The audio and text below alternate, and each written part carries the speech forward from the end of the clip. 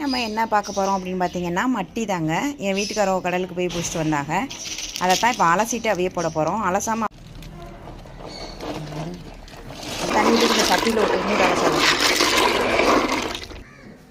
இப்போ அவிச்சிக்கிறலாம் வாங்க. இதோ பாருங்க, மட்டிக்கறி நல்லா வெந்துருச்சு. இதே மாதிரி எல்லாத்தையும் எடுத்துக்கிடலாம்.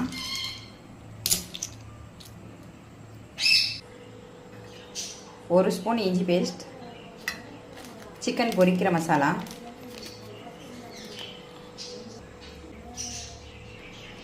இந்த மாதிரி இஞ்சி பேஸ்ட்டும் சிக்கன் பொடியும் சேர்த்து கொஞ்சம் நேரம் பிணைஞ்சு ஊற வச்சுருங்க.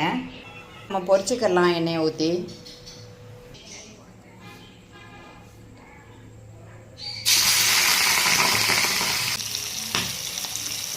பாருங்கள், இந்த அளவுக்கு பொரிச்சுக்கிறேனுங்க.